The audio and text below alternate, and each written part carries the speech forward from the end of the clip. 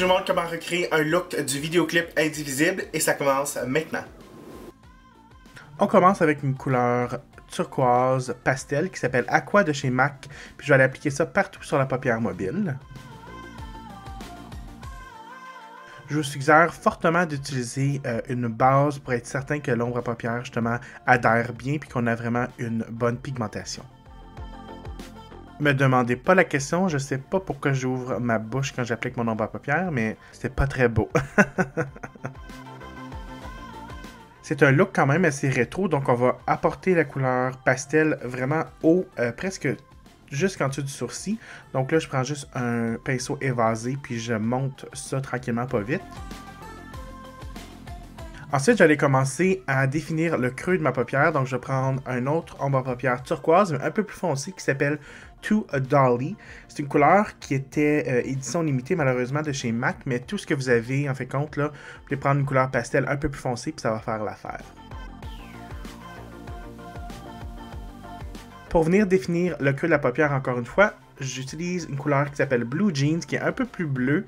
Puis j'applique ça du coin externe jusqu'au coin interne, mais vraiment, je prends soin de l'apporter presque en dessous du sourcil, ce qui va vraiment élargir, agrandir le regard. Là, je fais une petite retouche, j'applique la couleur pâle sur le sourcil, je la porte sur la paupière inférieure. Pour aller ajouter de l'éclat, j'utilise le pigment Vanilla de chez MAC que j'applique dans mon coin interne.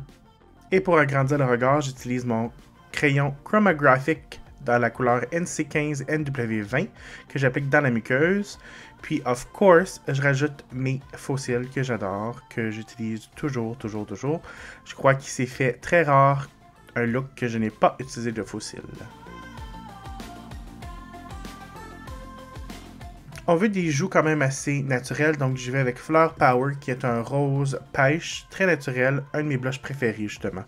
Je viens compléter avec mon highlight favori du moment qui s'appelle Poudre signée de Chanel, de chez Chanel. Je cherchais un beau rosé pêche, donc j'ai mélangé deux couleurs, une de chez MAC qui s'appelle Hue, puis une de chez Makeup Forever dans le N40. Et on termine avec mon gloss, ma création de chez Annabelle Cosmetics, Aura.